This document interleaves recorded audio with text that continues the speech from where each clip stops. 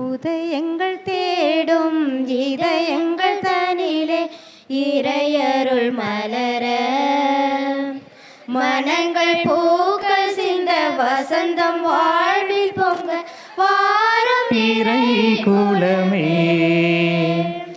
உதயங்கள் தேடும் இதயங்கள் தனிலே இறையருள் மலர மனங்கள் பூக்கள் சிந்த வசந்தம் வாழ்வில் பொங்க வாரும் இறை குலமே. இரவினில் தவித்திட்ட வேளையிலே முழு நிலவாய் நிலமதில் நடந்தவனே. இடதனில் துடித்திட்ட பொழுதினிலே எங்கள் இதயத்தில் மலர்ந்திடும் சுடரொளியே. பாவம் நம்மிலே மறையாதோ தேவன் பாதம் நம்மிலே பதியாதோ. பாவம் நம்மிலே மறையாதோ தேவன் பாதம் நம்மிலே பதியாதோ. சோகங்கள் மறைந்திட அருள் புரிவாய். உதயங்கள் தேடும் இதயங்கள் தனிலே இறையருள் மலர மனங்கள் பூக்கள் சிந்த வசந்தம் வாழ்வில் பொங்க வாரும் இறை குலமே. மரியே வாழ்க, மரியே வாழ்க, மரியே வாழ்க. இனியவர்களே, நம்முடைய தாயும் இயேசுவினுடைய தாயுமான அன்னை மரியாவினுடைய மாசற்ற இதயத்தின் திருவிழாவை நமது ஊரிலே இன்று நாம் தொடங்க இருக்கிறோம். கொடியேற்றி நாம் அதை தொடங்கி இருக்கிறோம். நம்முடைய தாயினுடைய பரிந்துரை நம் அனைவருக்கும் நிரம்ப கிடைக்கும்படியாக இந்த திருப்பலியில் மன்றாடுவோம். கண்களை மூடுவோம். அனைவரும் கண்களை மூடுவோம், கரங்களை கூப்புவோம். இந்த 3 நாள் திருவிழாவில் உங்களுக்கு என்ன வரம் வேண்டுமோ அந்த வரத்தை உங்கள் மனங்களில் நினைத்து கொள்ளுங்கள். எல்லா ஜபத்திற்கும் மேலான ஜபம் திருப்பலி. இந்த திருப்பலியிலே ஆண்டவர் நீங்கள் விரும்பி கேட்பதை கொடுக்க இருக்கிறார். எனவே உங்களுக்கு தேவையானதை உங்களுடைய மனதிற்குள் கொண்டு வாருங்கள்.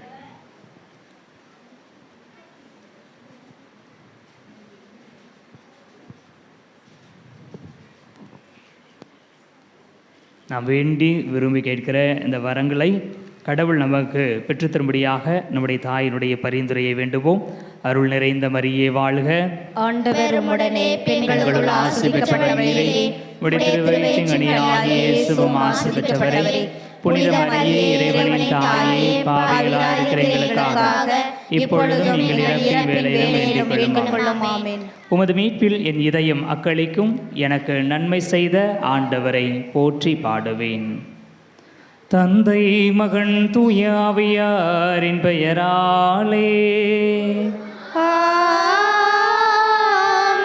நம் ஆண்டவராகிய இயேசு கிறிஸ்துவின் அருளும் கடவுளின் அன்பும் தூய ஆவியாரின் நட்புறவும் உங்கள் அனைவரோடும் இருப்பதாக.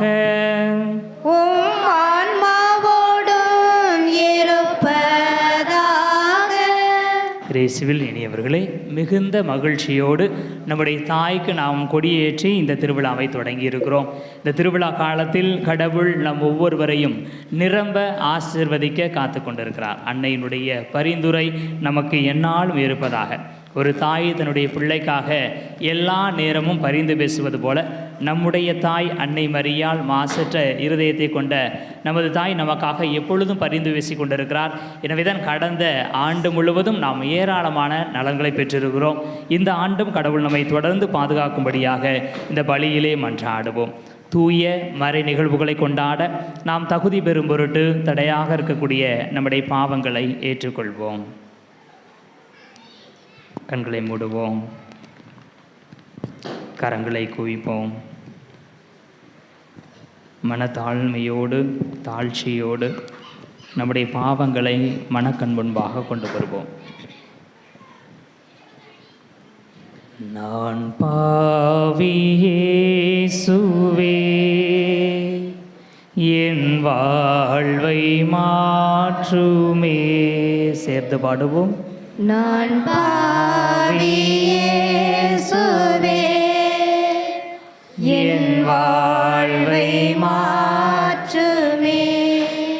எல்லாவற்றிற்கும் ஆதி காரணராக இருக்கிறவர் கடவுள்.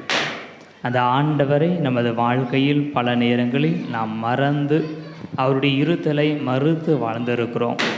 ஆண்டவரை தேடுவதற்கு நாம் காலம் தாழ்த்தி இருக்கிறோம். ஆண்டவரை தேடி வருவதை அசட்டை செய்திருக்கிறோம். நல்ல காரியங்களுக்கு கடவுளுக்கு நன்றி சொல்ல மறந்திருக்கிறோம்.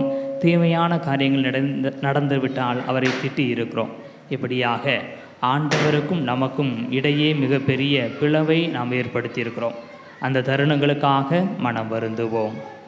நான் பாவி இயேசுவே, என் வாழ்வை மாற்றுமே. மீண்டுமாக நான் பாவி இயேசுவே, என் வாழ்வை மாற்றுமே. நமது ஊரில் இருப்பவர்கள், நமது குடும்பங்களில் இருப்பவர்களுக்கு எதிராக நாம் செய்த பாவங்களை நினைத்து பார்ப்போம். நம்மை மட்டுமே முன்னிறுத்தி அவர்களை நாம் வெறுத்து ஒதுக்கி இருப்போம். அல்லது நம்முடைய தேவைக்கு மட்டும் அவர்கள் வேண்டும் என்று சொல்லி நம்முடைய தேவைக்கு அல்லாத சூழ்நிலையில் அவர்களை ஒதுக்கிவிட்டு நம்முடைய தேவைகளுக்கு மட்டும் அவர்களை நாம் பயன்படுத்தி இருப்போம். அந்த கொடூரமான தருணங்களை நினைத்து பார்த்து மனம் வருந்துவோம். நான் பாவி இயேசுவே, என் வாழ்வை மாற்றுமே. நான் பாவி இயேசுவே, என் வாழ்வை மாற்றுமே. நமக்கு எதிராக நாம் செய்த பாவங்களை நினைத்து பார்ப்போம். பல நேரங்களில் நமக்கு நம்மையே பிடிக்காமல் இருந்திருக்கும். நல்ல காரியங்களை செய்வதற்கு நாம் தயங்கி இருப்போம். என்னுடைய வண்ணத்தை நினைத்து, என்னுடைய எண்ணத்தை நினைத்து, என்னுடைய உயரத்தை நினைத்து, நான் இருக்கிற சூழ்நிலையை நினைத்து பல நேரங்களில் நான் வருந்தி இருக்கிறேன். நான் ஏன் இப்படி இருக்கிறேன்? மற்றவங்களாம் நல்லா இருக்கிறாங்க, நான் நல்லா இல்லை. மற்றவங்களாம் நல்லா ஆரோக்கியத்தோடு இருக்கிறாங்க, எனக்கு நோய்வாய்ப்பட்ட உடம்பு இருக்கிறது என்று சொல்லி நம்மையே நாம் மட்டமாக பேசி இருப்போம். நம்மையே நாம் கேவலமாக நினைத்திருப்போம். அந்த தருணங்களையெல்லாம் நினைத்து பார்த்து நம்மிடமும் ஆண்டவரிடமும் மன்னிப்பு வேண்டுவோம். நான் பாவி இயேசுவே, என் வாழ்வை மாற்றுமே.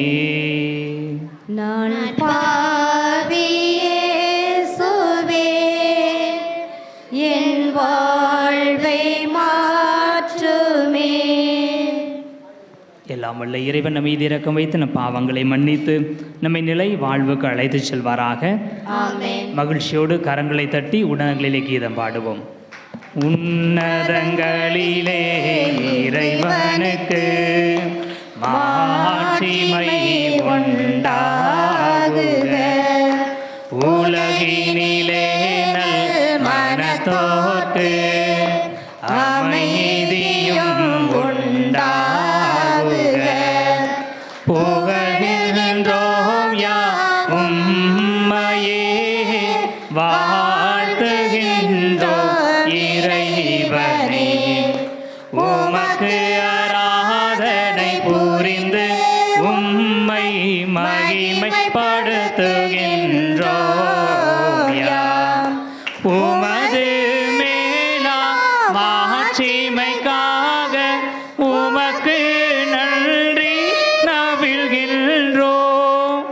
ஆண்டவராம் எம் இறைவனே, இணையில்லாத விண்ணரசே, ஆற்றல் அனைத்தும் கொண்டு இலங்கும் தேவதந்தை இறைவனே, ஏக மகனாக ஜெனித்த ஆண்டவர் இயேசு கிறிஸ்து இறைவனே. ஆண்டவராயம் இறைவனே, இறைவனின் திருச்செம்மறியே, தந்தையினின்று நித்தியமாக ஜனித்த இறைவன் மகனே நீ. உலகின் பாவம் போக்குபவரே, நீயம் மீது இறங்குவே. உலகின்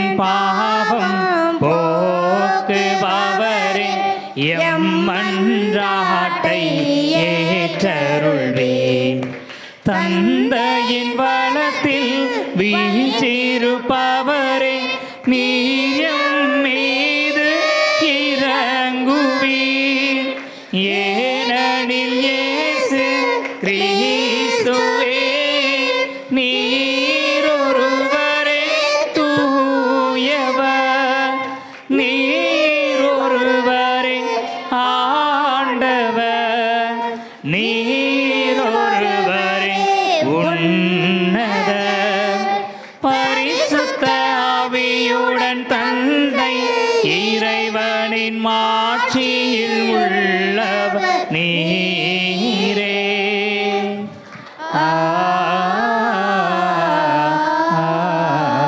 ஆமென்.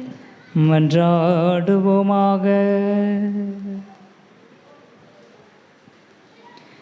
இறைவா, புனித கன்னிமரியாவின் இதயத்தில் தூய ஆவியாருக்கு ஏற்றதோர் உறைவிடத்தை ஏற்பாடு செய்தீரே. அதனால் அதே கன்னியின் பரிந்துரையால் நாங்கள் உமது மாட்சியின் கோவிலாக விளங்கும் தகுதி பெற இரக்கத்துடன் அருள்வீராக. உம்மோடு தூய ஆவியாரின் ஒன்றிப்பில் இறைவனாய் என்றென்றும் வாழ்ந்து ஆட்சி செய்கின்ற எங்கள் ஆண்டவரும் உம் திருமகனுமாகிய இயேசு கிறிஸ்து வழியாக உம்மை மன்றாடுகிறோம்.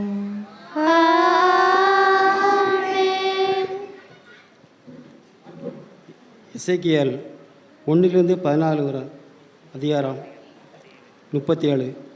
ஆண்டவரின் ஆற்றல் என் மீது இறங்கியது. அவர் என்னை தம் ஆவியால் தூக்கி கொண்டு போய் பள்ளத்தாக்கின் நடுவில் நிறுத்தினார். அங்கே எலும்புகள் மிகுதியாக கிடந்தன. அவர் அவற்றை சுற்றி என்னை நடத்தி சென்றார். அங்கே பள்ளத்தாக்கின் அடியில் மிக பல எலும்புகளும் கிடந்தன. அவை மிகவும் உலர்ந்ததாய் இருந்தன. அவர் என்னிடம், மானிடா, இந்த எலும்புகள் உயிர் பெற முடியுமா என்று கேட்டார். நான் தலைவராகிய ஆண்டவரே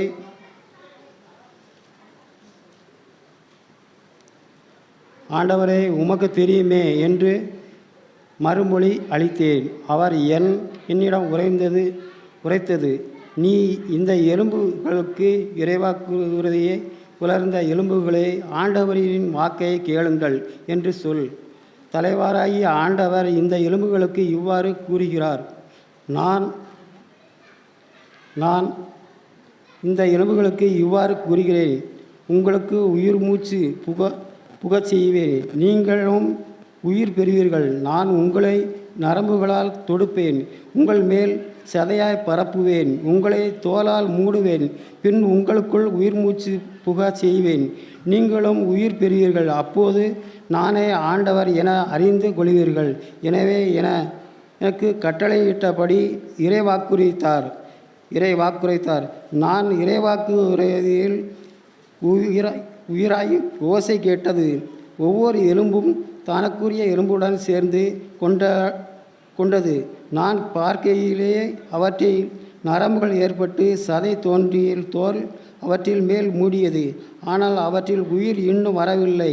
பின்னர் அவர் என்னிடம், உயிர் மூச்சுக்கு இறைவாக்குறுதி, மானிடா, இறைவாக்குறுதி உயிர் மூச்சிடம் சொல். தலைவராகிய ஆண்டவர் கூறியது இதுவே, 4 காற்றுகளிலிருந்தும் உயிர் மூச்சே வா, நீ வந்து கொலையுண்ட இவர்களுக்குள் புகு, அப்போது அவர் உயிர் பெறுவார். எனவே அவர் எனக்கு கட்டளையிட்டவாறு இறைவாக்குரைத்தான். உடனே அவர்களுக்கு உயிர் மூச்சு புகுந்தது. அவர்கள் உயிர் பெற்று கால் ஊன்றி மாபெரும் படைத்திரளாய் போல் நின்றனர். அவர் மேல் என்னிடம் கூறியது, மானிடா, இந்த எலும்புகள் இஸ்ரவேல் வீட்டார் அனைவரையும் குறிக்கும்.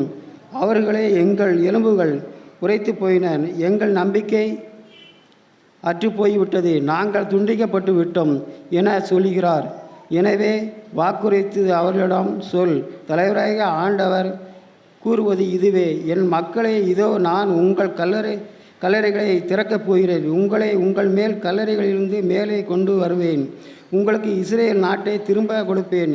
அப்போது என் மக்களே, நான் உங்கள் கல்லறைகளை திறந்து உங்களை அவற்றிலிருந்து வெளியே குணர்க்கையில் நானே ஆண்டவர் என்பதை அறிந்து கொள்வீர்கள். என் ஆவியை உங்கள் மீது பொழிவேன், நீங்களும் உயிர் பெறுவீர்கள். நானும் உங்களை உங்கள் சொந்த நாட்டில் குடியமர்த்துவேன். ஆண்டவரையே நான் உணர்ந்தேன், நானே இதை செய்தேன் என் அப்போது அறிந்து கொள்வீர்கள் என்றார். தலைவரே ஆண்டவர். இது ஆண்டவரில் அருள்வாக்கு. இறைவனுக்கு நன்றி.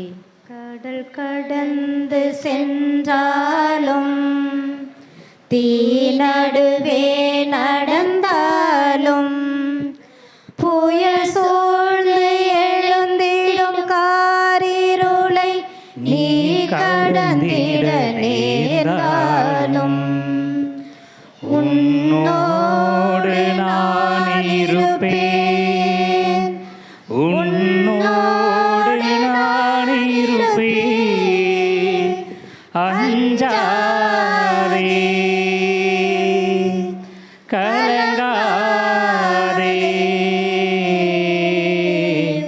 கடல் கடந்து சென்றாலும் தீ நடுவே நடந்தாலும் தேவனின் பார்வையில் நீ மதிப்புள்ளவன், பொன் விலை நீலம் போலே.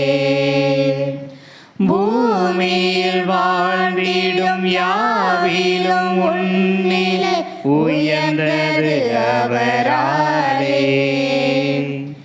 தேவனின் பார்வையில் நீ மதிப்புள்ளவன், உன் விலை நீலம் போலே.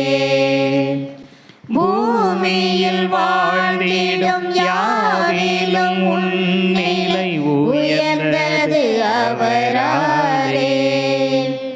பால் நினைந்தூட்டிடும் தாய் மறந்தாலும் நீ அவர் மடி மேலே மனம் தேற்றுவார், பலமூட்டுவார், வாழ்வினில் ஒளிதானே. அஞ்சாதே, கலங்காதே, கடல் கடந்து சென்றாலும் தீ நடுவே நடந்தாலும் பாலையில் பாதையும் பால்வெளி ஓடையும் தோன்றிடும் அவர் கையார். வான்படையாண்டவர் வாய்மொழியால் வரும் மேன்மையை எவர் சொல்வார். பாலையில் பாதையும் பால்வெளி ஓடையும் தோன்றிடும் அவர் கையார். வான்படையாண்டவர் வாய்மொழியால் வரும் மேன்மையை எவர் சொல்வார். பார்வை இழந்தவர் வாய் தீரவாதோ, யாவரும் நலமடைவார். இறையாட்சியில் அவர் மாட்சியில் மானுடம் ஒன்றாகும். அஞ்சாதே, கலங்காதே, கடல் கடந்து சென்றாலும் தீ நடுவே நடந்தாலும் புயல் சூழ்ந்து எழுந்திடும் காரிருளை நீ கடந்திட நேர்ந்தாலும் உன்னோடு நான் இருப்பேன், உன்னோடு நான் இருப்பேன். அஞ்சாதே, கலங்காதே.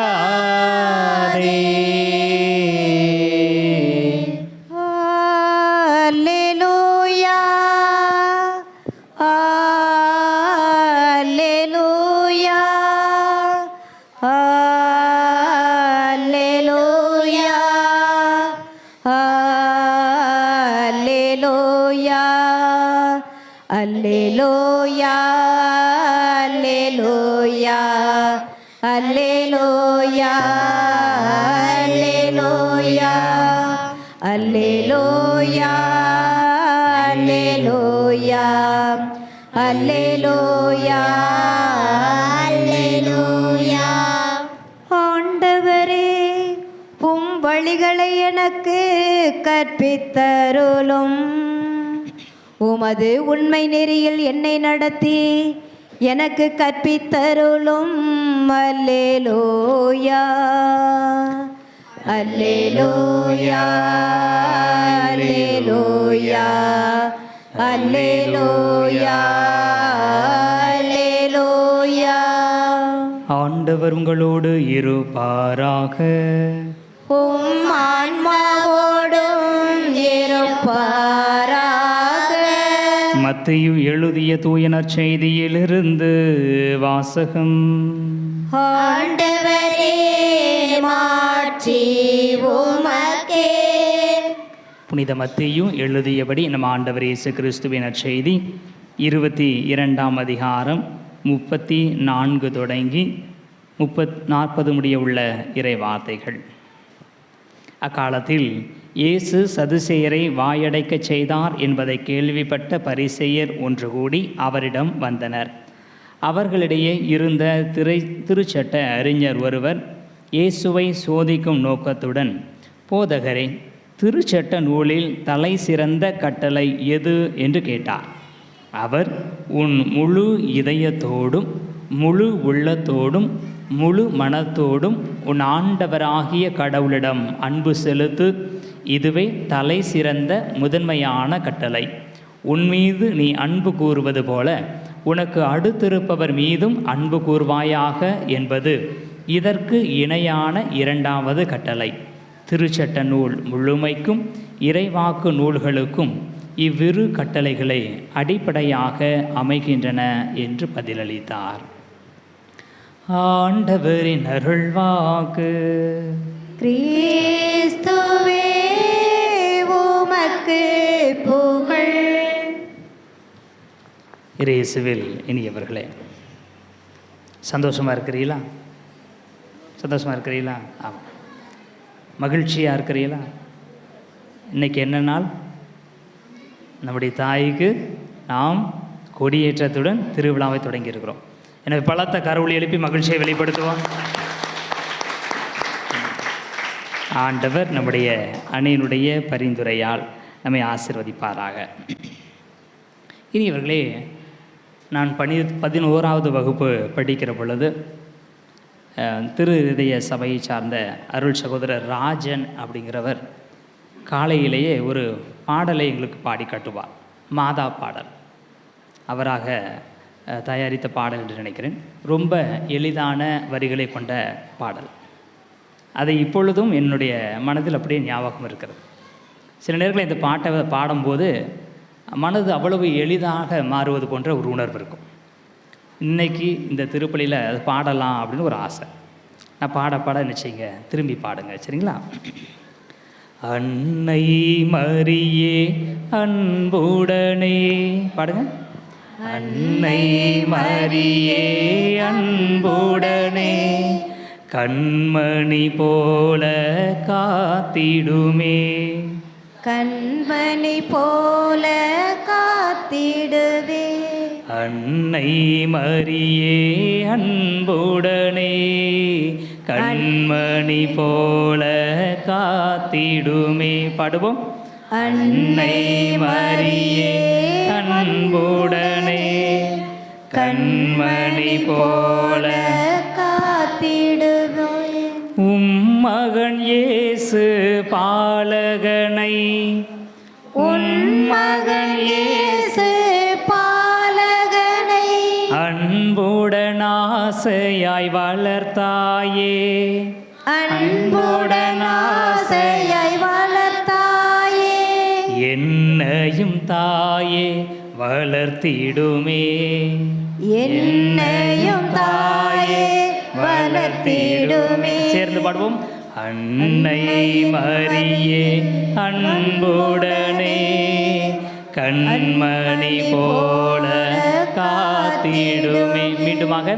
அன்னை மரியே அன்புடனே கண்மணி போல காத்திடுமே. மரியே வாழ்க, மரியே வாழ்க, மரியே வாழ்க, மரியே வாழ்க, மரியே வாழ்க. மரியே வாழ்க. எவ்வளோ நல்ல பாட்டு, அப்படி தானே? நாங்கள் தினமும் அதிகாலையில் 5 மணிக்கு என்னடா அந்த நேரத்தில் எழுப்பி விட்டாங்களேன்னு சொல்லி சோர்வா கோவமாக போய் நிற்கும் பொழுது இந்த பாடலை முதலாக இறை வணக்க பாட்டாக பாடுவோம் காலை ஜெபத்துக்கு. இந்த பாடலை பாடுகிற பொழுதெல்லாம் அப்படி மனதுக்கு ஒரு உற்சாகம் இருக்கும். நல்ல வரிகள். உம்முடைய மகனை நீர் அன்புடன் காத்து வழிநடத்தியது போல தாயே என்னையும் வழி நடத்தும், நானும் உம்முடைய பிள்ளை என்கிற வார்த்தை. இனி இவர்களே, அன்னை மரியினுடைய பரிந்துரை இருக்கிற பொழுது வாழ்விற்கு புத்துணர்வு கிடைக்கிறது, புத்துயிர் கிடைக்கிறது, ஆசீர்வாதங்கள் கிடைக்கிறது. எப்படி ஆசீர்வாதங்கள் கிடைக்கும்? என்னென்ன வகையில் ஆசீர்வாதங்கள் கிடைக்கும்? முதல் வாசகம் மிக தெளிவான பதிலை சொல்லி தருகிறது. முதல் வாசகத்திலே எசேக்கியேல் நூலிலிருந்து வாசிக்க கேட்டோம். எசேக்கியேலுடைய நூல் 37வது அதிகாரத்தை நாம் பார்க்கிறோம். எசேக்கியேல் இறைவாக்கினரை ஆண்டவருடைய ஆவியானவர் தூதர் ஒரு பெரிய பள்ளத்தாக்கில் கொண்டு போய் நிறுத்துகிறார். அந்த பள்ளத்தாக்கில் என்ன கிடக்கிறது? உலர்ந்த எலும்புகள் கிடக்கு. உலர்ந்த எலும்புகள் கிடக்குதுன்னா அந்த இடம் நல்ல இடமா மோசமான இடமா? மோசமான இடம். எலும்புகள் இருந்துச்சுன்னா நமக்கு என்ன செய்யும்? இயல்பாக ஒரு பயம் வரும். எலும்புகளை வச்சு ஒன்றும் செய்ய முடியாது. மனித எலும்புகள் இருந்துச்சுன்னா அது கல்லறை போன்ற இடமா இருக்கும். அந்த இடத்துக்கு யாரும் போகவே மாட்டோம். அப்படிப்பட்ட பயங்கரமான இடத்திற்கு ஆண்டவருடைய தூதர் இறைவாக்கினரை அழைத்து செல்கிறார். அங்கே போயிட்டு சும்மா சொல்லலை. என்ன சொல்கிறாரு? இறைவாக்கினரை பார்த்து இந்த எலும்புகளுக்கு நீ இறைவாக்கு உரைக்க வேண்டும். அதுவும் எப்படிப்பட்ட இறைவாக்கு உரைக்க வேண்டும்? இந்த எலும்புகள் எல்லாம் மீண்டும் உயிர் பெறுமாறு நீ இறைவாக்கு உரை.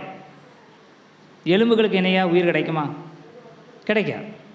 எலும்பு உடஞ்சி அதை குறிப்பிட்ட நேரத்துக்குள்ளே நம்ம ஒட்ட வைக்கலைன்னா அவ்வளோதான், ஒட்டாது.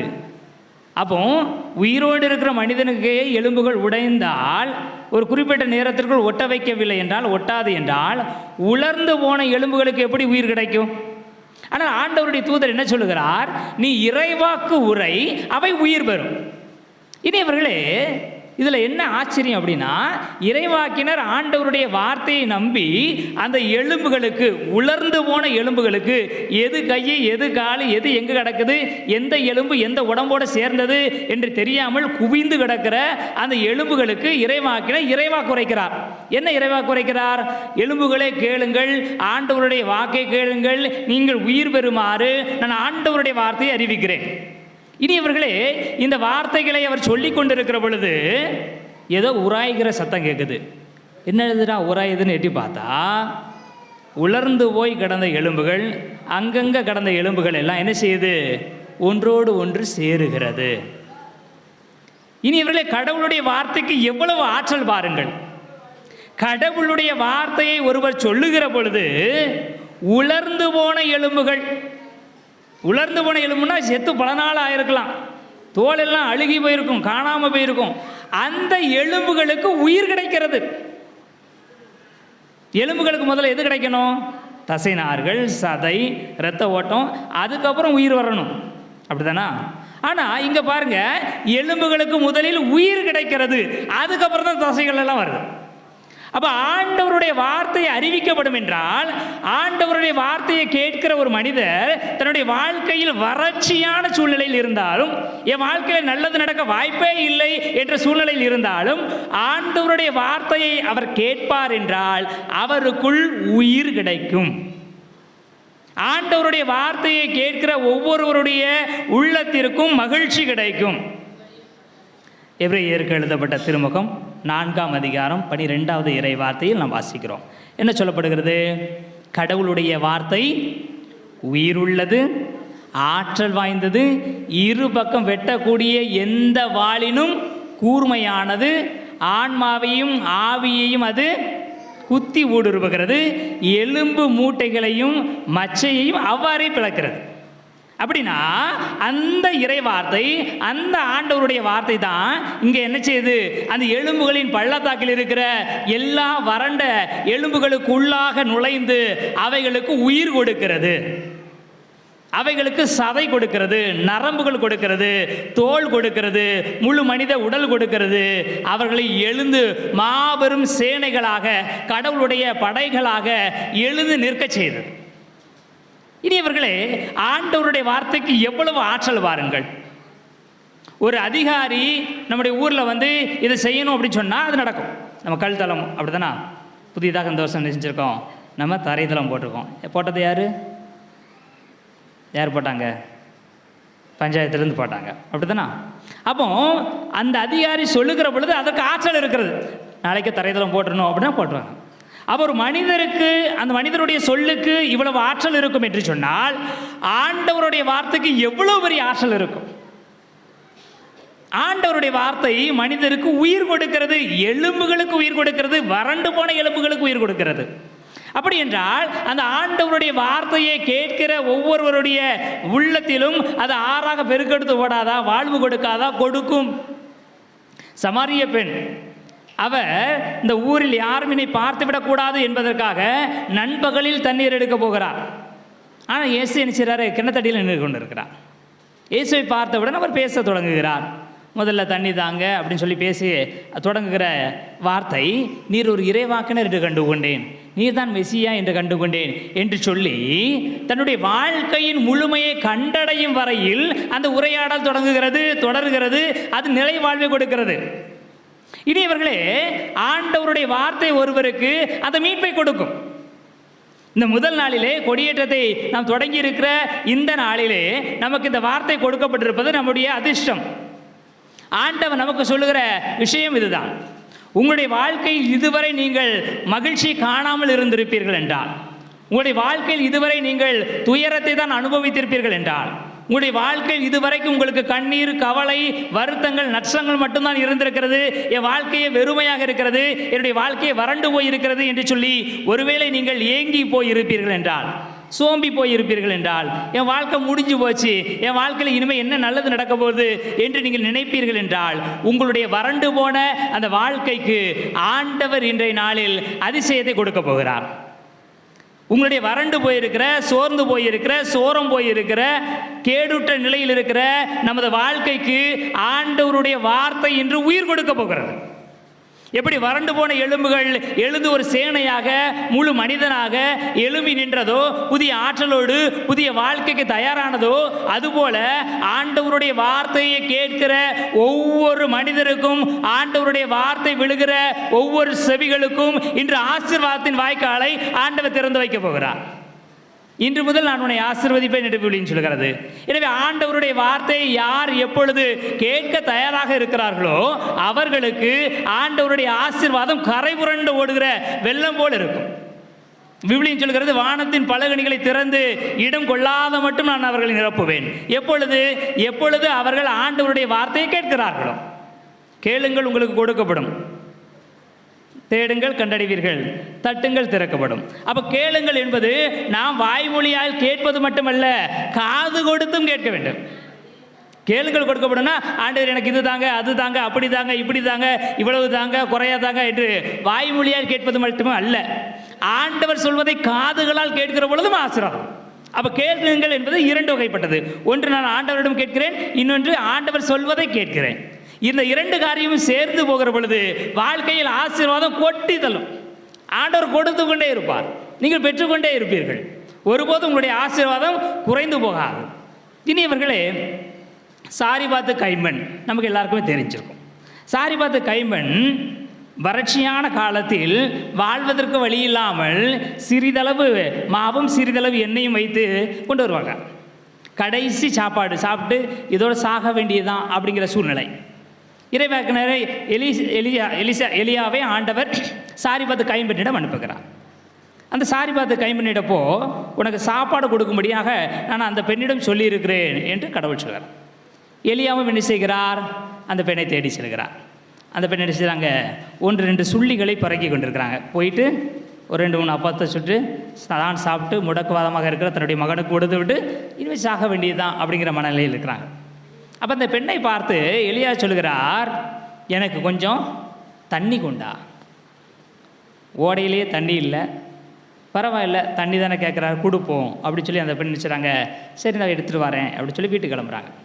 அந்த பெண்ணை பார்த்து சொல்கிறார், தண்ணீர் கொண்டு வருகிற பொழுது எனக்கு கொஞ்சம் அப்பமும் எடுத்துகிட்டு வா என்று சொல்கிறார்.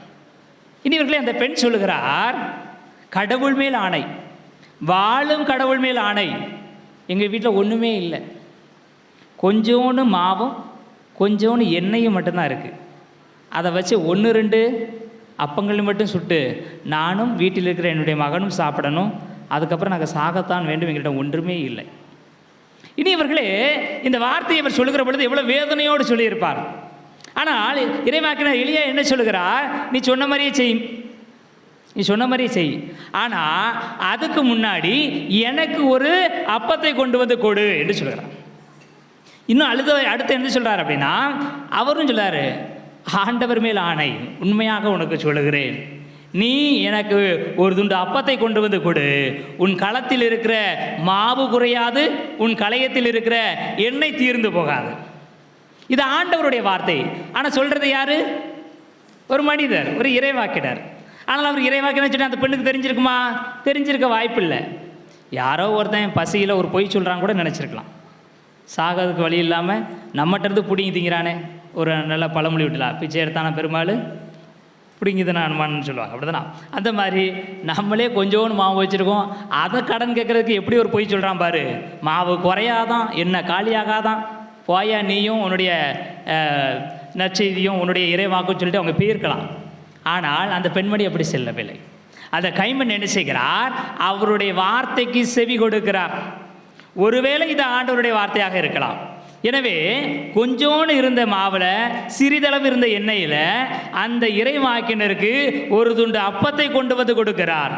இனி இவர்களை விவிலியம் சொல்கிறது, மீண்டும் மழை பெய்கிற காலம் வரையிலும் அவருடைய மாவு தீர்ந்து போகவில்லை, எண்ணெய் குறைந்து போகவில்லை. ஆண்டவருக்கு நன்றி சொல்லுவோம். ஹல்லேலூயா, ஹல்லேலூயா, ஹல்லேலூயா. அப்படின்னா ஆண்டவருடைய வார்த்தைக்கு அந்த கைம்பெண் செவி கொடுத்ததால் இவ்வளவுதான், இதோட என் வாழ்க்கையே முடிஞ்சு போகுது என்று நினைத்திருந்த அந்த பெண்ணுக்கு அவளுடைய கவலைகள் தீருகிற வரையில் மாவு குறையவில்லை, அவளுடைய பிரச்சனையெல்லாம் சரியாகிற வரையிலும் எண்ணெய் குறைந்து போகவில்லை. அப்போ எவ்வளோ பெரிய ஆசீர்வாதம் பாருங்க. யார் ஆண்டவருடைய வார்த்தைக்கு, ஆண்டவருடைய இறை வார்த்தைக்கு செவி கொடுக்கிறார்களோ, அதை கேட்கிறார்களோ, அவர்களுடைய வாழ்க்கையில் துன்பங்கள் எல்லாம் குறைந்து போகும், இன்பங்கள் எல்லாம் மாறி போகும், எனக்கு இல்லை என்கிற பிரச்சனையே இல்லாமல் போகும். இவ்வளவுதான் பிடிச்சிச்சு என்று நினைத்த அந்த பெண்மணிக்கு மாவும் குறையவில்லை, எண்ணெயும் தீர்ந்து போகவில்லை. ஏனென்றால் அவர் ஆண்டவருடைய வார்த்தைக்கு செவி கொடுத்திருந்தார். அப்போ இந்த காலத்தில் நம்ம என்ன செய்ய வேண்டியிருக்கிறது? ஆண்டவருடைய வார்த்தைக்கு செவி கொடுக்க வேண்டியிருக்குது. பைபிளில் எத்தனை புத்தகம் இருக்குது? எத்தனை புத்தகம் இருக்குது? வீட்டில் போய் எண்ணி பாருங்கண்ணே, எத்தனை புத்தகம் இருக்குது. அவ்வளோ புத்தகத்தில் ஏகப்பட்ட இறை வார்த்தைகள். நிறைய நேரங்களில் இறை வார்த்தை நம்ம காதில் விழுந்துக்கிட்டே இருக்கும். நம்ம கோயிலுக்கு வரமோ இல்லையோ இறை வார்த்தை காதில் விழும். பஸ்ஸில் போகும்போது அல்லது பைக்கில் போகும்போது சில வீடுகளுடைய வாசலில் என்ன செஞ்சுருப்பாங்க? இறை வார்த்தை எழுதி வச்சுருப்பாங்க. சில பேருந்துகளை இறை வார்த்தையை ஒட்டி வச்சுருப்பாங்க. நான் படிக்கிற இடங்களில் ஏகப்பட்ட நியூஸ் பேப்பரில் எடுத்திங்கன்னா அதில் கூட ஒரு இறை வார்த்தை இருக்கும். இறை வார்த்தை இல்லாத இடமே இல்லை. ஆனால் அதை நாம் உள்வாங்குகிறோமா? ஒரே ஒரு இறை வார்த்தைக்கு நாம் செவி கொடுத்தோம் என்றால் நம்முடைய வாழ்க்கை அதை ஓஹோன்னு மாற்றிடும். அந்த சாரி பார்த்து கைமண் ஒரே ஒரு இறை வார்த்தை தான் கேட்டா, ஓஹோன்னு ஒரு வாழ்க்கையை மாற்றிச்சு. சமாரிய பெண் போய் உன் கணவனை கூட்டிகிட்டு வா அப்படிங்கிற ஒரே ஒரு வார்த்தையை தான் கேட்டார். அவருடைய வாழ்க்கையை அது புரட்டி போட்டது. எலும்புகள், உலர்ந்து போன எலும்புகள், ஆண்டவருடைய உயிர் தருகிற ஆற்றல் உங்களுக்கு வருகிறது என்று சொல்லுகிற பொழுது அந்த இறை வார்த்தைக்கு அவை செவி கொடுத்தன. அவருடைய வாழ்க்கையை மாறி புதிய சேனையாக, உயிர் ஆற்றல் உள்ள புதிய படையாக அவை எழுந்துன்றது. கடவுள் உலகத்தை எப்படி படைத்தார்? வார்த்தையால் படைத்தார். ஒளி தோன்றுக, உயிரினங்கள் தோன்றுக, நிலம் பிரிந்து தரை உண்டாகுக என்று சொல்லி வார்த்தையை வைத்தே கடவுள் உலகத்தை படைக்கிறார். நமக்கும் கடவுள் தன்னுடைய வார்த்தையால் தான் உயிர் மூச்சால் தான் உயிர் கொடுக்கிறார். எனவே இனியவர்களே, கடவுளுடைய வார்த்தைக்கு அவ்வளவு ஆற்றல் இருக்கிறது, அவ்வளவு பலன் இருக்கிறது, அவ்வளவு சக்தி இருக்கிறது. ஆண்டவருடைய வார்த்தைக்கு நாம் செவி கொடுக்க வேண்டும். கண்களை மூடுவோம், கண்களை மூடுவோம். உங்கள் மனதில் நிச்சயமாக ஏதாவது ஒரு இறை வார்த்தை பதிந்திருக்கும். என் மனதில் பதிந்திருக்கிற இறை வார்த்தை என்ன என்று யோசித்து பார்ப்போம். கடவுள் ஏராளமான வாக்குறுதிகளை இறை வார்த்தைகளாக தந்திருக்கிறார். நமது வீடுகளில் இருக்கிற கேலண்டர் கூட அந்த இறை வார்த்தை சொல்வதாக இருக்கலாம். நல்லதே ஆண்டவர் தருவார், நீயே ஆசியாக விளங்குவாய், இன்று முதல் நான் உன்னை ஆசிர்வதிப்பேன், என் மக்களை ஆசிர்வதிப்பதே எனது விருப்பம், ஆண்டவரே என் ஆயர், எனக்கு ஏதும் குறையில்லை. இப்படியாக ஏராளமான இறை வார்த்தைகள் உங்களுடைய மனங்களில் தோன்றியிருக்கிற ஒரு இறை வார்த்தையை யோசித்து பாருங்கள். ஆண்டவருடைய வார்த்தையை நம்முடைய மனதில் இருத்தி கொள்வோம். நம்முடைய தாய் மரியா கடவுளுடைய வார்த்தையை தனது உள்ளத்தில் வைத்து சிந்தித்தார். இன்று நாம் அவரை நமது உள்ளத்தில் வைத்திருக்கிறோம். ஆண்டவருடைய வார்த்தையை உள்ளத்தில் ஏற்றுக்கொள்கிற பொழுது உலகமே நம்மை ஏற்றுக்கொள்கிறது. பெண்களுக்குள் பேறு பெற்றவர் என்று சொல்லி நாம் அன்னை மரியாவை, நம்முடைய தாயை, இருதய அன்னையை போற்றுகிறோம். ஏனென்றால் அவர் கடவுளுடைய வார்த்தையை தனக்குள் தாங்கி கொண்டவர். ஆண்டவருடைய வார்த்தையை நாம் தாங்குகிற பொழுது ஆண்டவருடைய வார்த்தை நம்மை தாங்குகிறது. பேரிரக்கமுள்ள அன்பான எங்கள் ஆண்டவரை, உமக்கு நாங்கள் நன்றி செலுத்துகிறோம். உம்முடைய வானக உணவினால், உம்முடைய தெய்வீக வார்த்தையால் எங்களுக்கு நீர் உயிர் ஆற்றல் தந்திருக்கிறீர். ஆண்டவரே, அந்த இறை வார்த்தை, உம்முடைய வார்த்தை எங்களுடைய வாழ்க்கைக்கு வளர்ச்சியை வளமையை கொண்டு வருவதாக. இந்த திருவிழாவை தொடங்கி இருக்கிற நாங்கள் இந்த இறை வார்த்தையை உள்வாங்கியதன் மூலமாக எங்களுடைய வாழ்க்கையின் எல்லா வறண்ட தருணங்களும் மகிழ்வான தருணங்களாக மாறும்படியாக செய்வீராக. எங்களை பொறுப்படுத்திக் கொள்ளும், எங்களை நீர் ஏற்றுக்கொள்ளும், எங்களை பாதுகாத்தருளும், எங்களை வழிநடத்தியருளும். எங்கள் ஆண்டவராகிய கிறிஸ்து வழியாக உம்மை மன்றாடுகிறோம். ஆமென். விழுந்து நிற்போம். ஆண்டவரிடம் நம்முடைய தேவைகளை எல்லாம் எடுத்து வைப்போம். வழிநடத்தும் இறைவா, திருச்சபையை வழிநடத்தும் திருத்தந்தை, ஆயர்கள், குருக்கள், துறவியர் யாவரும் இந்த உலகம் காட்டும் தலைமை பண்பை மேலாக கருதாமல் பணிவிடை பெற அல்ல பணிவிடை புரியவே என்று உமது மதிப்பீடை தங்களது வாழ்வில் கடைபிடித்து எங்களை வழிநடத்த வரமுறை இறைவா உம்மை மன்றாடுகிறோம். எல்லாம் வல்ல இறைவா, எங்கள் மன்றாட்டை கேட்டருளும். உலகை ஆளும் சிறப்பான எமது நாட்டை ஆளும் தலைவர்கள் மனிதர்களை பிரிக்கும் சக்தியை வளர்க்காமல் மனிதனை ஒன்றிணைக்கும் அன்பு என்ற உமது வலிமியத்தை ஆயுதமாக கொண்டு சமுதாயத்தை புதுப்படைப்பாக அருள் பொழிய இறைவா உம்மை மன்றாடுகிறோம். எல்லாம் வல்ல இறைவா, எங்கள் மன்றாட்டை கேட்டருளும். குணமளிக்கும் வல்லலே இறைவா, அறிவியல் தொழில்நுட்பம் வளர்ந்தாலும் பலவித புது நோய்களுக்கு விடை காண இயலாத நிலையே உள்ளது என்பதை உணர்ந்து உம்மிடம் சரணடைகின்றோம். நோயாளிகள் யாவரும் உம்மருளால் விடுதலை காண உம் ஆற்றலின் ஆவியை தந்துள்ள இறைவா உம்மை மன்றாடுகிறோம். திருக்குடும்பத்தின் தலைவரே இறைவா, தனி மனித மாண்பு வலிமைப்படுத்துபவரால் ஒருவரை ஒருவர் புரிந்து அறிந்து ஏற்று அன்பு செய்வதால் குடும்பங்கள் சிதைத்து திருமணத்தை புனிதமாக கருத நிலையை பார்க்கிறோம். நீங்கள் இணைக்கும் மனிதர்களிடையே ஒற்றுமை உருவாக திருமணத்தை உயர்வாக ஏற்ற வரமல்ல இறைவா உம்மை மன்றாடுகிறோம். நம்முடைய தனிப்பட்ட தேவைகளுக்காக அமைதியில் மன்றாடுவோம். அன்பான எங்கள் ஆண்டவரே, உம்முடைய தாயையே எங்களுடைய தாயாக தரும் அளவிற்கு நீர் எங்களை அன்பு செய்திருக்கிறீர். அந்த தாயினுடைய பரிந்துரையாலும் எங்களுடைய நம்பிக்கை நிமித்தமாகவும் நாங்கள் வேண்டிக் கொண்ட எல்லா வரங்களையும் நீர் தந்து எங்களை ஆசீர்வதிக்குமாறு எங்கள் ஆண்டவர் ஆகிய கிறிஸ்து வழியாக உம்மை மன்றாடுகிறோம். ஆமென். அமர்ந்து கொள்வோம். காணிக்கை பாடல். அர்ப்பண மலராய் வந்தே அர்ச்சனையாக்கினேன் என்னை. அர்ப்பண மலராய் வந்தேன் அர்ச்சனையாக்கினேன் என்னை. மனமில்லாத மலரானாலும் இதழ் வாடியே போனாலும் வேள்வியில் சேர்த்து கொள்வாய், அந்த ஜோதியில் நிறைவு கொள்வேன். வேள்வியில் சேர்த்து கொள்வாய், அந்த ஜோதியில் நிறைவு கொள்வேன்.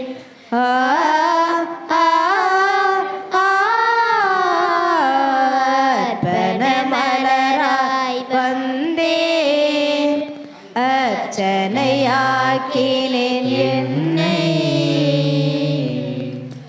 சகோதர சகோதரிகளே, என்னுடையதும் உங்களுடையதுமான இப்பலி எல்லாம் வல்ல தந்தை ஆகிய இறைவனுக்கு ஏற்றதாகும்படி மன்றாடுங்கள். ஆண்டவர் தமது பெயரின் புகழ்ச்சிக்காகவும் மாட்சிக்காகவும் நமது நன்மைக்காகவும் புனித திரு அவை அனைத்தின் நலனுக்காகவும் உமது கையிலிருந்து பலியை ஏற்றுக்கொள்வாராக. ஆண்டவரே, கடவுளின் தாய் புனித மரியாவின் நினைவு கொண்டாட்டத்தில் நம்பிக்கையாளரின் மன்றாட்டுகளையும் காணிக்கைகளையும் கண்ணோக்கியருளும். அதனால் இவை உமக்கு ஏற்றவையாகி உமது மன்னிப்பின் உதவியை எங்களுக்கு பெற்று தருவனவாக எங்கள் ஆண்டவராகிய கிறிஸ்து வழியாக உம்மை மன்றாடுகிறோம். ஆண்டவர் உங்களோடு இருப்பாராக.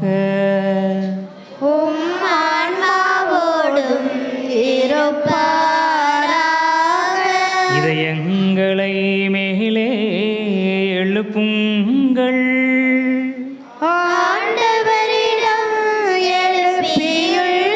நம் இறைவனாகிய ஆண்டவருக்கு நன்றி கூறுவோம்.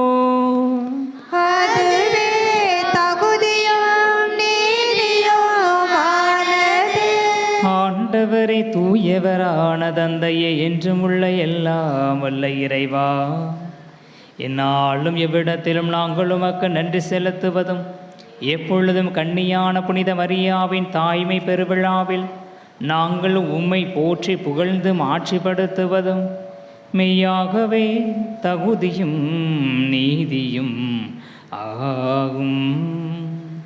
எங்கள் கடமையும் மீட்புக்கு உரிய செயலுமாகும். தூய ஆவி நிழலிட்டதால் அந்த அன்னை உம்முடைய திருமகனை கருத்தாங்கி தமது கண்ணிமையின் மாட்சி நிலைத்து நின்று நிலையான ஒளியாகிய எங்கள் ஆண்டவர் இயேசுவை உலகிற்கு அளித்தார்.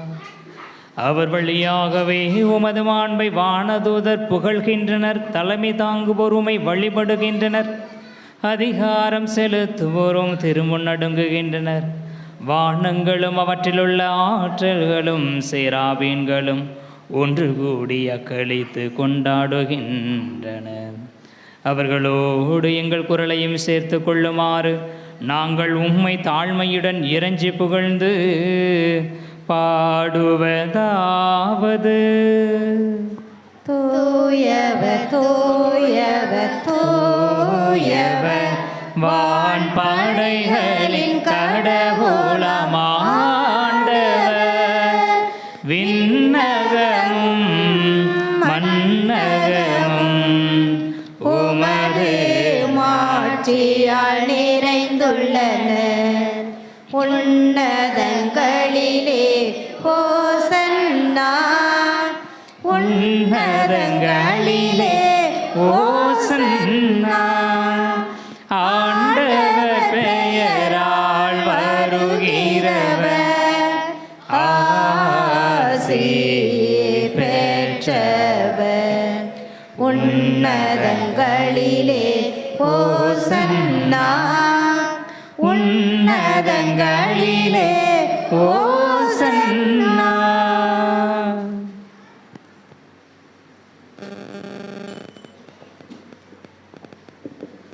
ஆண்டவரே, நேர்மையாகவே தூயவர், தூய்மை அனைத்துக்கும் ஊற்று.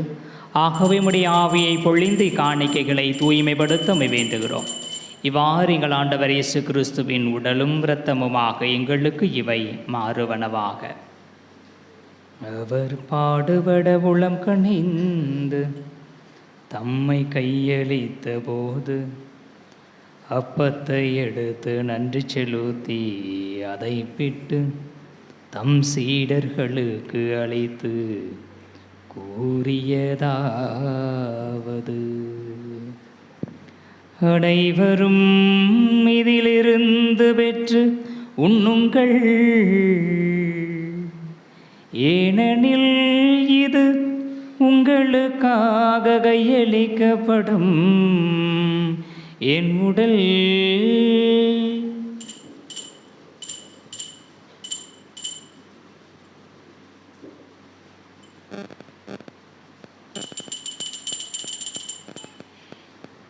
அவ்வண்ணமே இரவு விருந்தையருந்தியபின் கிண்ணத்தையும் எடுத்து மீண்டும் உமக்கு நன்றி கூறி தம் சீடர்களுக்கு அளித்து அவர் கூறியதாவது: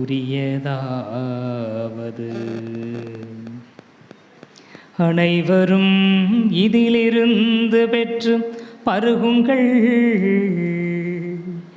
ஏனெனில் இது புதிய நிலையான உடன்படிக்கைக்கு உரிய என் இரத்தத்தின் கிண்ணம். இது பாவ மன்னிப்புக்கென்று உங்களுக்காகவும் பலருக்காகவும் சிந்தப்படும்.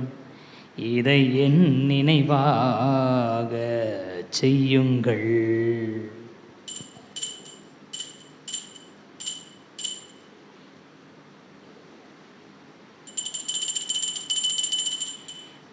நம்பிக்கையின் மறை பொருள். ஆண்டவரே, நீர் வருமளவும் உமது இறப்பினை அறிக்கையிடுகின்றோம், உமது உயிர்ப்பினையும் எடுத்துரைக்கின்றோம். ஆகவே ஆண்டவரே, நாங்கள் கிறிஸ்துவின் இறப்பினையும் உயிர்ப்பினையும் நினைவு கூர்ந்து வாழ்வு தரும் அப்பத்தையும் மீட்பளிக்கும் கிண்ணத்தையும் ஒப்பு கொடுக்கின்றோம். உம் திருமுன் நின்று உமக்கு ஊழியம் புரிய தகுந்தவர்கள் என எங்களை ஏற்றுக்கொண்டீர். எனவே உமக்கு நன்றி செலுத்துகின்றோம். மேலும் கிறிஸ்துவின் உடலிலும் இரத்தத்திலும் பங்கு கொள்ளும் எங்களை தூய ஆவியார் ஒன்று சேர்க்க வேண்டுமென உம்மை தாழ்மையுடன் மன்றாடுகிறோம். ஆண்டவரை, உலகெங்கும் பரவியிருக்கும் உமது திரு அவையை நினைவு கூர்ந்தருளும். எங்கள் திருத்தந்தை பிரான்சிஸ், எங்கள் ஆயர் அந்தோனிசாமி, எல்லா திருநிலையினர் ஆகிய அனைவரோடும் உமது திரு அவை அன்பில் நிறைவு பெறச் செய்தருளும். மேலும் உயிர்த்தலும் எதிர்நோக்குடன் துயில் கொள்ளும் எங்கள் சகோதரர் சகோதரிகளையும் இறந்தோர் அனைவரையும் இரக்கத்துடன் நினைவு கூர்ந்து உமது திருமுக ஒளியினுள்ளே சேரலும். எங்கள் அனைவர் மீதும் இரக்கமாயிரும். கடவுளின் கன்னி தாயான புனித மரியா, அவருடைய அன்பு கணவரான புனித யோசேப்பு, புனித திருத்தூதர்கள், இவ்வுலகில் உமக்கு உகந்தவராய் இருந்தோர் ஆகிய புனிதர் அனைவருடனும் நாங்கள் நிலை வாழ்வில் பங்கு கொள்ளும் தகுதி பெற்று உம் திருமகன் இயேசு கிறிஸ்து வழியாக உம்மை புகழ்ந்தேத்து மரமருள உம்மை மன்றாடுகிறோம்.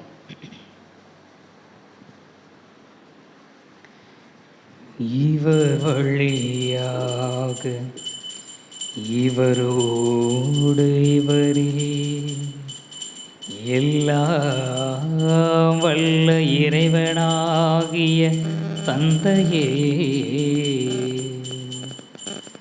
தூய ஆவியாரின் ஒன்றிப்பில் எல்லா புகழும் ஆட்சியும் என்றென்றும் உமக்கு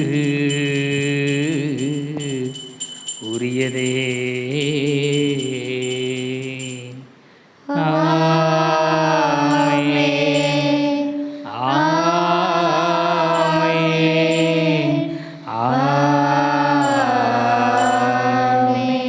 மீட்பரின் கட்டளையால் கற்பிக்கப்பட்டு இறைவடை பிணையால் பயிற்சி பெற்ற நாம் துணிந்து பாடுவோம். விண்ணுலகில் இருக்கிற எங்கள் தந்தையே, உமது பெயர் தூயது என போற்ற பெறுக. உமது ஆட்சி வருக. உமது திருவுளம் விண்ணுலகில் நிறைவேறுவது போல மண்ணுலகிலும் நிறைவேறுக. எங்கள் அன்றாட உணவை இன்று எங்களுக்கு தாரும். எங்களுக்கு எதிராக குற்றம் செய்வோரை நாங்கள் மன்னிப்பது போல எங்கள் குற்றங்களை மன்னியும். எங்களை சோதனைக்கு உட்படுத்தாதேயும், தீமையிலிருந்து எங்களை விடுவித்தருளும். ஆண்டவரை, தீமை அனைத்திலும் இருந்து எங்களை விடுவித்து எங்கள் வாழ்நாளில் அமைதியை கனிவுடனருள உம்மை மன்றாடுகின்றோம். உமது இரக்கத்தின் உதவியால் நாங்கள் பாவத்திலிருந்து எப்போதும் விடுதலை பெற்று யாதொரு கலக்கமுமின்றி நலமாயிருப்போமாக. நாங்கள் எதிர்நோக்கி இருக்கும் பேரின்பத்துக்காகவும் எமீட்பராகிய இயேசு கிறிஸ்துவின் வருகைக்காகவும் காத்திருக்கின்றோ. ஏனெனில் ஆட்சியும் வல்லமையும் மாட்சியும் என்றென்றும் உமதே. கண்களை மூடி அமைதிக்காக மன்றாடுவோம். நம்முடைய தனிப்பட்ட வாழ்க்கையில் அமைதி வேண்டும், குடும்பத்தில் அமைதி வேண்டும், இந்த சமூகத்திற்கு அமைதி வேண்டும் என்று சொல்லி மன்றாடுவோம். ஆண்டவரே இயேசு கிறிஸ்துவே, அமைதியை உங்களுக்கு விட்டு சொல்கிறேன், என் அமைதியையே உங்களுக்கு அளிக்கின்றேன் என்றும் திருத்தூதர்களுக்கு மொழிந்தீரே. எங்கள் பாவங்களை பாராமல் உமது திரு அவைய நம்பிக்கையை கண்ணோக்கி உமது திருவுளத்திற்கு ஏற்ப அதற்கு அமைதியையும் ஒற்றுமையையும் அளித்தருள்வீராக. என்றென்றும் வாழ்ந்து ஆட்சி செய்கின்றவர் நீரே. ஆமென். ஆண்டவருடைய அமைதி உங்களோடு என்றும் இருப்பதாக. உம் ஆன்மாவோடும் இருப்பதாக. ஒருவருக்கொருவர் அமைதியை பகிர்ந்து கொள்வோம். உலகின் பாவம் போக்கும் இறைவனின் செம்மறியே, எம்மேல் இரக்கம் வையும். உலகின் பாவம் போக்கும் இறைவனின் செம்மறியே, எம்மேல் இரக்கம் வையும். உலகின் பாவம் போக்கும் இறைவனின் செம்மறியே, எமக்கு அமைதி அருளும், எமக்கு அமைதி அருளும். இதோ இறைவனின் செம்மறி, இதோ உலகின் பாவங்களை போக்குபவர். வார்த்தை மனு உருவானார் என்கிற வார்த்தைக்கு அடையாளம். மனு உருவாகி நம்மிடையே குடிகொள்வதற்காக உணவாகி இதோ வந்திருக்கிறார். இந்த செம்மறியின் விருந்துக்கு அழைக்க பெற்றோர், பேறு பெற்றோர். ஆண்டவரே, நீர் என் இல்லத்தில் எழுந்தருள நான் தகுதியற்றவள், ஆனால் ஒரு வார்த்தை மட்டும் சொல்லியறலாம், எனது ஆன்மா நலமடையும். கிறிஸ்துவின் திருவுணவு நமக்கு நிலை வாழ்வளிப்பதாக. ஆமென்.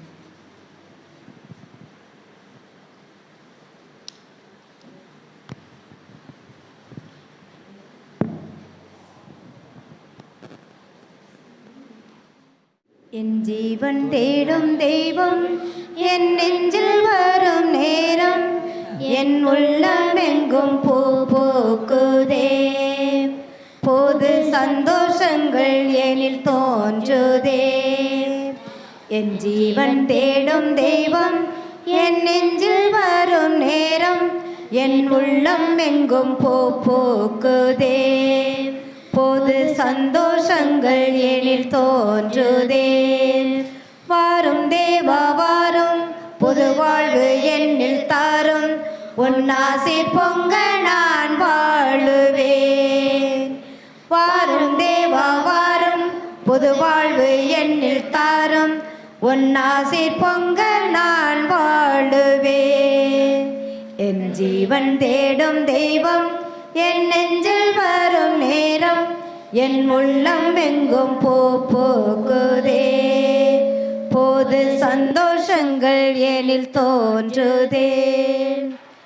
என்னை தேற்றும் உன் வார்த்தை உயிரானது, நான் உனக்காக உயிர் வாழ உரமாகுது. என்னை தேற்றும் உன் வார்த்தை உயிரானது, நான் உனக்காக உயிர் வாழ உரமாகுது. என்னையாலும் நினைவெல்லாம் நீ அல்லவா, என்னையாலும் நினைவெல்லாம் நீ அல்லவா.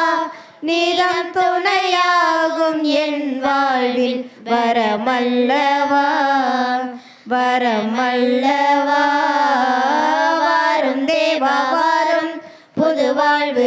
என்னில் தாரும் உன்னாசீர் பொங்க நான் வாழுவேன்.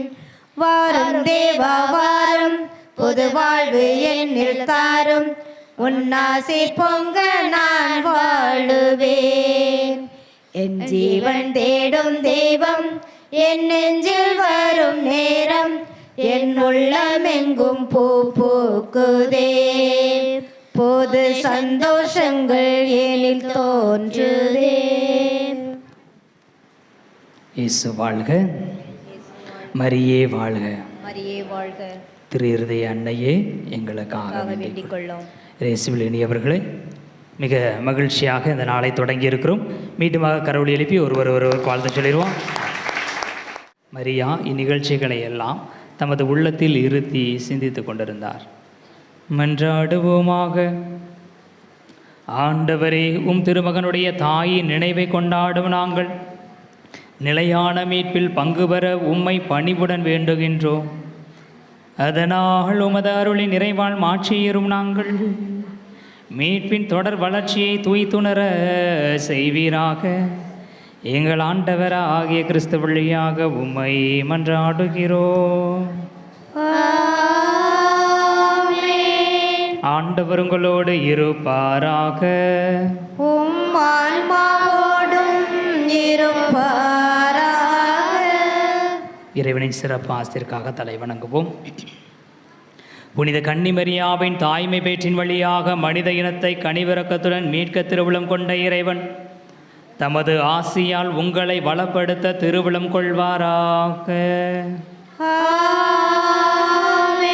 அவர் வழியாக வாழ்வின் காரணரை அடைய தகுதி பெற்ற நீங்கள் அவரது பாதுகாவலை என்றும் எங்கும் உணர்வீர்களாக.